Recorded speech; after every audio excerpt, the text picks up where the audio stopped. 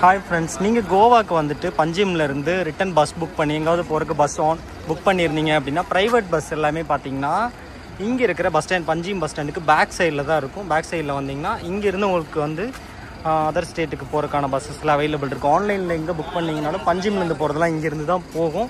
நீங்கள் பஸ் ஸ்டாண்டுக்கு பேக்லேருந்தே வரலாம். அது போக வந்தீங்கன்னா இங்கே சின்ன சின்ன ஷாப்ஸ் எல்லாமே இருக்கும். ஷாப்ஸ் அண்ட் ரெஸ்ட் ரூம்ஸ் எல்லாமே அவைலபிள். இங்கேருந்து பார்த்தீங்கன்னா பஸ் ஸ்டாண்டுக்கு பேக் சைடில் தான் இருக்குது. நீங்கள் ப்ரைவேட் பஸ் ஸ்டாண்ட் எதுன்னு கேட்டிங்கனாலே உங்களுக்கு வந்து சொல்லுவாங்க.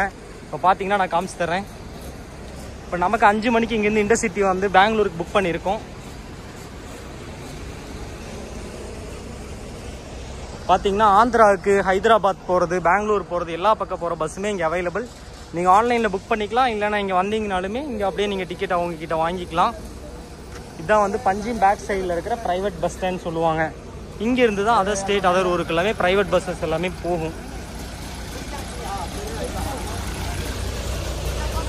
Panjim bus stand back side private bus stand இருக்குது. பஸ் ஸ்டாண்டுக்குள்ளே வரப்போ இவி ஸ்டேஷன் மாதிரி இருக்கும். அதுக்கு சைட்லேயே வரணும். அப்படி இல்லைனா நீங்கள் ரோட்டு வழியாகவும் வரலாம். நீங்கள் கேட்டிங்கனாலே சொல்லுவாங்க ப்ரைவேட் பஸ் ஸ்டாண்ட் எங்கே இருக்குதுன்னு கேட்டாங்கன்னா இப்படி தான் இருக்குங்க. நிறைய ப்ரைவேட் பஸ்ஸஸ் எல்லாம் வரும்.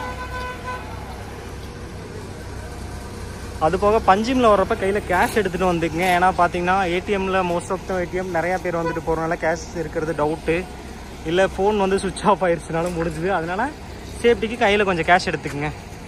தேங்க்யூ ஃபார் வாட்சிங். நம்ம யூடியூப் சேனல் சப்ஸ்கிரைப் பண்ணுங்கள். அப்படியே உங்கள் ஃப்ரெண்ட்ஸ்க்கு ஷேர் பண்ணுங்கள். பிடிச்சிருந்தா லைக் பண்ணுங்கள்.